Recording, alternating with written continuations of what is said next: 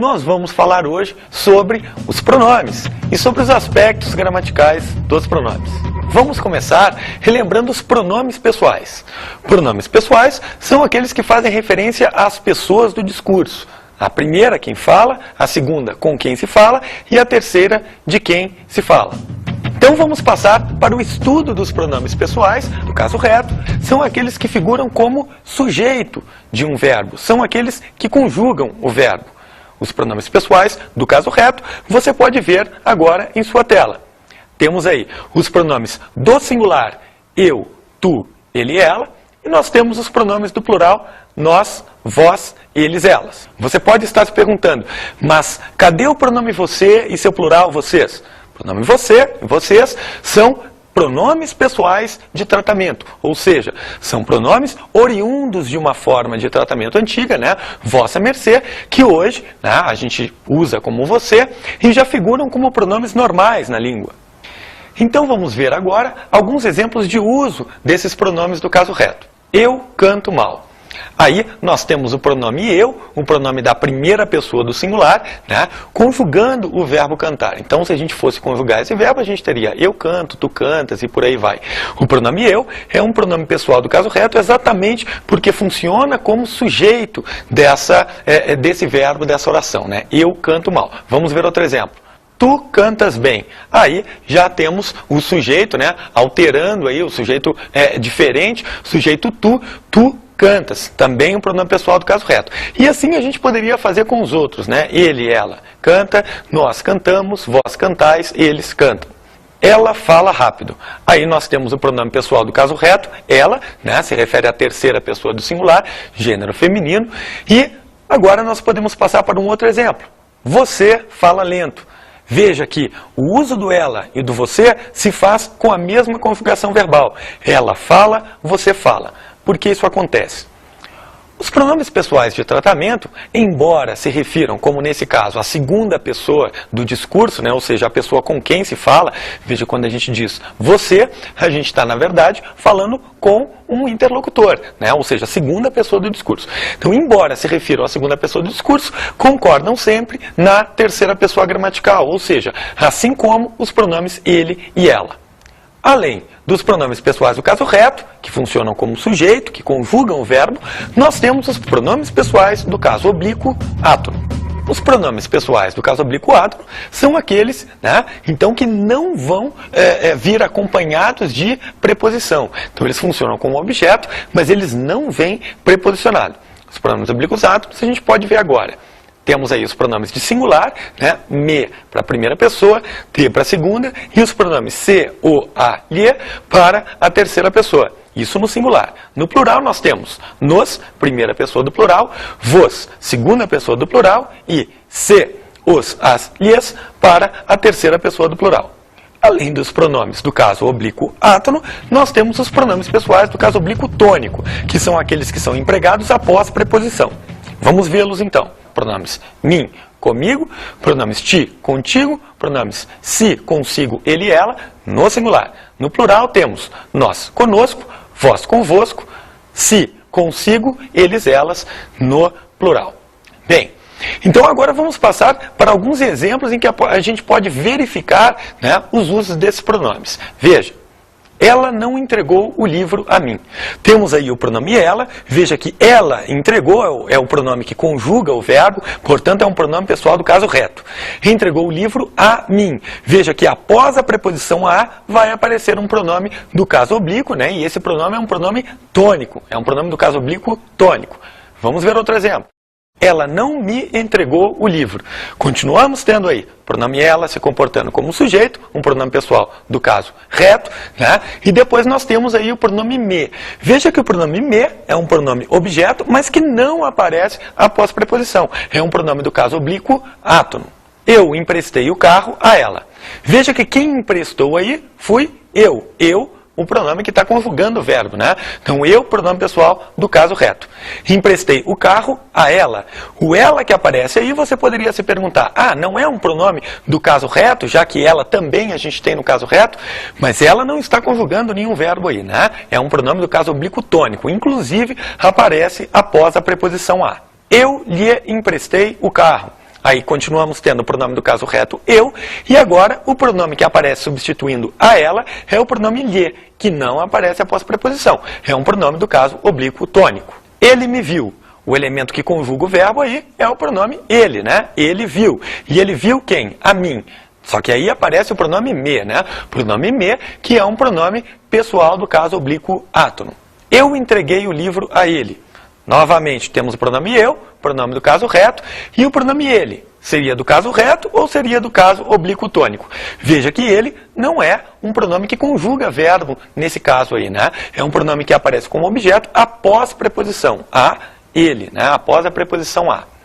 Então, o pronome ele, a gente viu que pode se comportar como um pronome do caso reto, né? Nesse caso vai estar conjugando o verbo, ele canta, ele fala, ele falou, ele cantou, né? E também pode se comportar como um pronome do caso oblíquo tônico, entreguei o livro a ele, né?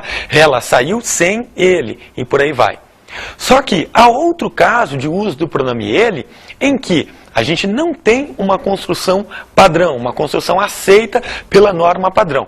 Então vamos agora trabalhar exatamente com essa questão do uso dos pronomes, né? Se nós vamos usar um pronome do caso reto ou um pronome do caso oblíquo tônico. Por exemplo, para eu ou para mim. Vamos ver alguns exercícios. Veja, você trouxe esse livro para mim ou para eu? Bem, aí fica bem evidente, né, que nós estamos num caso em que você, pronome que conjuga o verbo trazer, você trouxe, então o pronome que vai aparecer aí só pode ser um pronome do caso oblíquo tônico. Você trouxe o livro para mim. Agora a gente pode passar para um outro exemplo. Veja, você trouxe esse livro para eu ler ou para mim ler? Agora nós temos um problema, porque nós temos a preposição para e após preposições usamos os pronomes do caso oblíquo tônico. Mas como sujeito de verbo usamos os pronomes do caso reto. Então aí vai ficar para eu ler ou para mim ler. Bem, nesse caso, a gente deve utilizar sempre os pronomes do caso reto, né? Porque a gente tem o pronome se comportando como sujeito de um verbo. Então, aí vai ficar, você trouxe esse livro para eu ler. Então, agora a gente tem aí um outro exemplo, né? Para eu estudar é bom ou para mim estudar é bom? Veja que nesse caso a gente simplesmente inverteu os elementos da frase, né? Estudar é bom para quem? Para mim, né? Então é assim que vai ficar essa construção. Veja que o pronome aí, o pronome mim não é sujeito do verbo estudar. Estudar é que é bom para mim. Vamos ver agora um outro caso em que a gente tem o quê? A questão do com nós e conosco. Claro que você deve estar perguntando aí, mas existe com nós? A questão é, muitas vezes a gente vai ter o uso do conosco, que é o uso padrão. Mas em alguns casos específicos a gente vai precisar dizer, em vez de conosco, com nós. Vamos ver então esses exemplos. Ele veio conosco. Então aí a gente tem a preposição com, que virá seguida do pronome oblíquo tônico nós, né? E aí ocorre a formação desse pronome conosco. Agora, existem casos em que esse pronome não vai poder ficar aglutinado. A gente vai ter que dividir isso daí, esse conosco vai se tornar com nós. Vamos ver os casos. Aí a gente tem, ele veio com nós dois. Quer dizer, aparecendo um numeral determinando o pronome nós. Nesse caso, não poderemos dizer, e até fica estranho, né, a gente dizer na norma padrão, ele veio conosco dois. A forma aí é com nós dois mesmo. Vamos ver um outro exemplo. Ele veio com nós todos. Novamente aí o desmembramento, né, de conosco para com nós, exatamente pelo fato de o pronome todos aparecer determinando o pronome nós. Ficaria também estranho dizermos ele veio conosco todos, né? E sim, com nós todos é como a norma padrão pede. Vamos ver outro exemplo. Ele veio com nós, que somos seus amigos. Veja que aí também, né, aparecendo esse pronome relativo que, se referindo ao pronome nós, a gente também vai fazer o desmembramento. Pronomes demonstrativos. Os pronomes demonstrativos são aqueles que situam os objetos em relação às pessoas do discurso. Vamos ver então quais são esses principais pronomes demonstrativos que a gente tem no português. Temos aí, né, os pronomes de primeira pessoa. Este, esta, estes, estas, isto. Pronomes de segunda pessoa. Esse, essa, esses, essas, isso. E os pronomes de terceira pessoa, aquele, aquela, aqueles, aquelas, aquilo. Vamos falar então agora, né, da questão do uso desses pronomes. Quer dizer, quando que nós vamos usar, né, de acordo com a norma padrão, os pronomes este, pronome esse, pronome aquele. Aí vai depender da situação, porque nós precisamos situar ou espacialmente, ou temporalmente, ou contextualmente, para sabermos exatamente como utilizar um ou outro, a depender da situação. Vamos ver então os exemplos. Situação espacial. Vamos começar então com a situação que os pronomes fazem dos objetos em relação às pessoas do discurso. Vamos ver esses exemplos. Este livro que está em minha mão é ótimo. Então, aí o que a gente tem? A gente tem o uso do pronome este, né, para se referir à situação de proximidade em relação à primeira pessoa, ou seja, em relação a quem está falando. Vamos ver outro exemplo.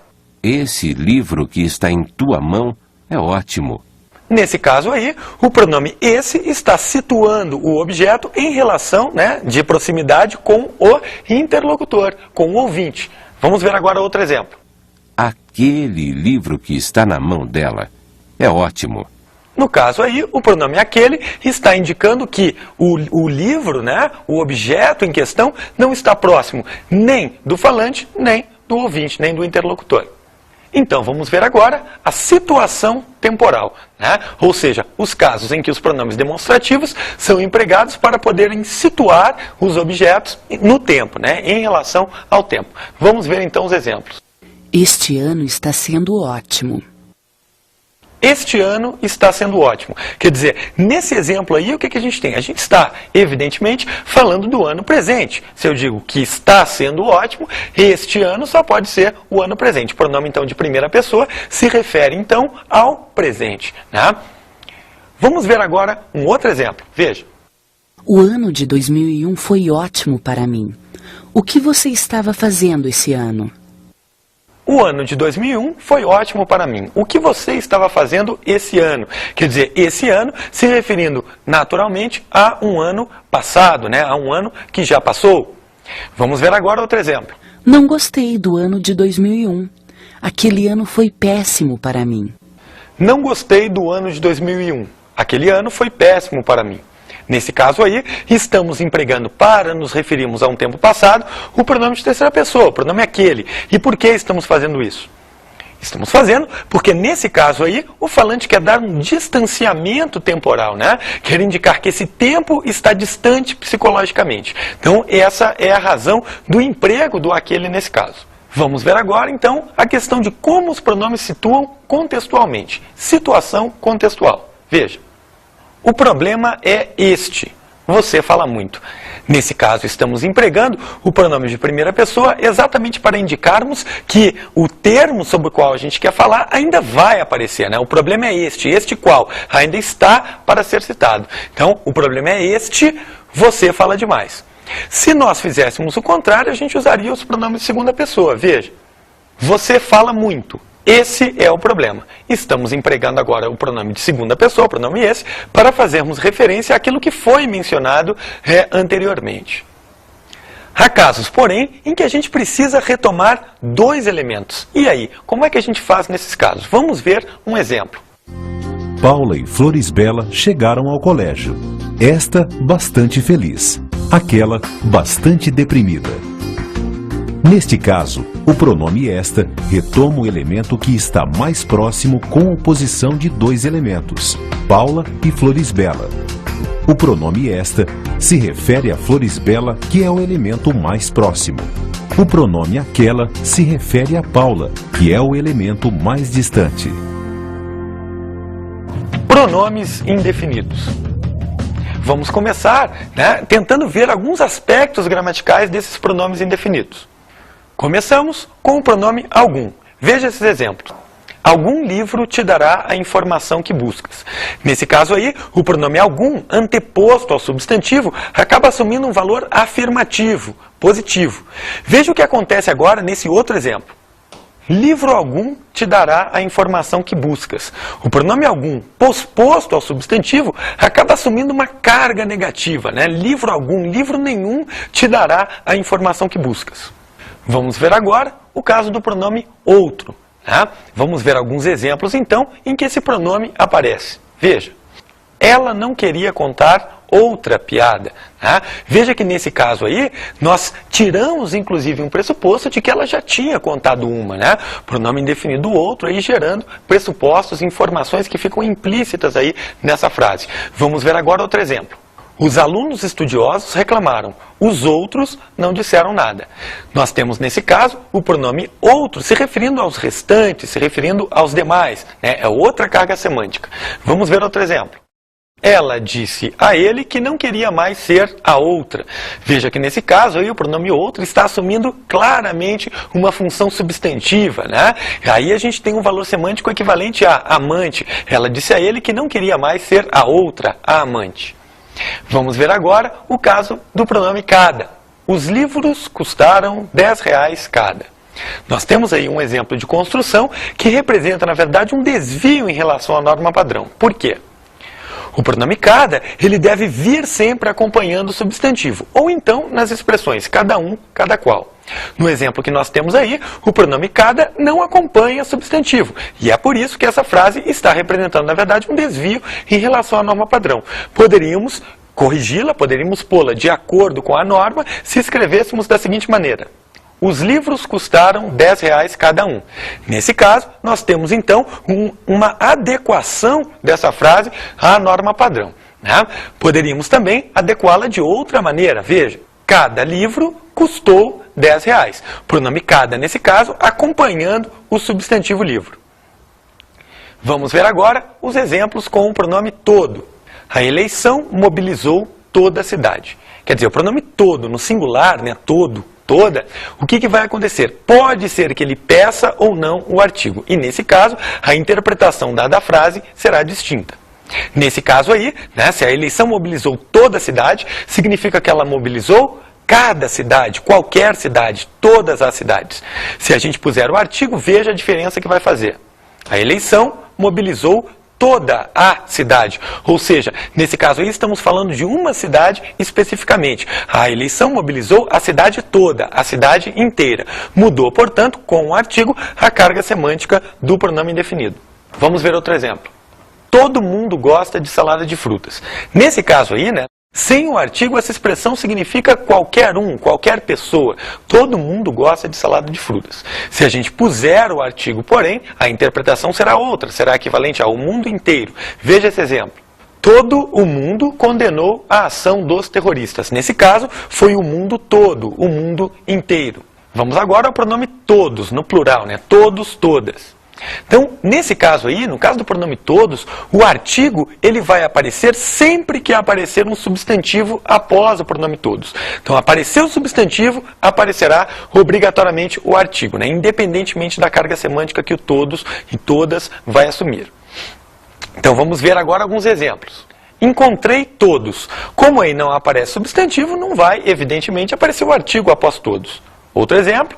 Encontrei todos os alunos. Nesse caso aí, após o pronome todos, apareceu o substantivo alunos, o artigo passa a ser obrigatório. Outro exemplo.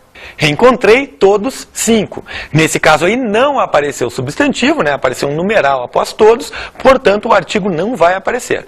Se houver um substantivo após, aí sim o artigo aparece. Veja. Encontrei todos os 5 alunos. O artigo então apareceu porque o substantivo alunos apareceu em seguida.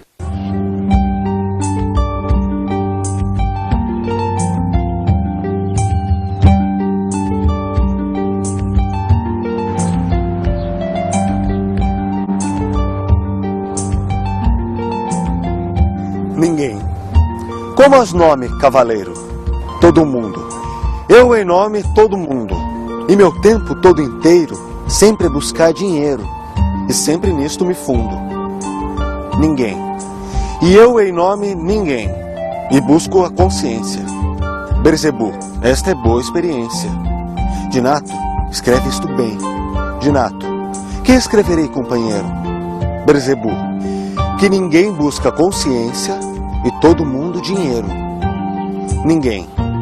E agora, que buscas lá? Todo mundo. Busco honra muito grande. Ninguém. E eu virtude. Que Deus mande que tope com ela já. Berzebu. Outra adição nos acude. Escreve logo aí a fundo que busca honra a todo mundo e ninguém busca virtude. Nesse exemplo aí, extraído do Alto da Lusitânia de Gil Vicente, a gente tem o uso de todo mundo, né? Um personagem, mas que na verdade se refere a todo o mundo mesmo, né? Ao mundo inteiro. E a gente tem também o personagem ninguém, que a gente também pode fazer essa referência com o ninguém, pronome indefinido. Vamos agora ao pronome qualquer. Ele não disse qualquer palavra. A gente tem um emprego aí, né, do qualquer, que é um emprego até condenado em algumas situações, que é o emprego do qualquer com valor semântico de nenhum, mas é uma construção que se verifica na língua. Ele não disse qualquer palavra, nenhuma palavra. Outro exemplo, ele não disse quaisquer palavras, né? Ele não disse quaisquer. Nesse caso aí, atenção para o plural da palavra qualquer, né? Então, qualquer, quaisquer. Outro exemplo, ela não queria ser tratada como uma qualquer.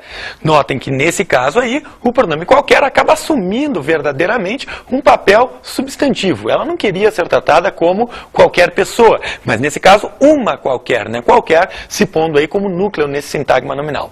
Também assumem, né, características de pronomes indefinidos as palavras fulano, beltrano e cicrano, que se referem a pessoas de maneira imprecisa, de maneira indefinida. Atenção aí para a grafia de cicrano, né, não é ciclano. Ciclano é lá na química orgânica, né, compostos cíclicos, cicrano com S. Você sabe que os numerais indicam quantidade exata de seres, né? Os pronomes indefinidos podem indicar uma quantidade imprecisa, indefinida, como, por exemplo, muitos, né? Comprou muitos livros. Se eu digo comprou 10 livros, 10, quantidade exata. Muitos livros, quantidade não exata. Agora vamos ver casos em que o próprio numeral é empregado com valor semântico de pronome indefinido. Nesse caso, ele terá sempre um uso exagerado, um uso hiperbólico. Veja o exemplo que a gente tem aí. Já te disse 1000 vezes isso. Nesse caso aí, né, o numeral 1000 não se refere exatamente a uma quantidade exata, uma quantidade precisa. O que a gente tem aí é o valor de já te disse várias vezes, muitas vezes isso.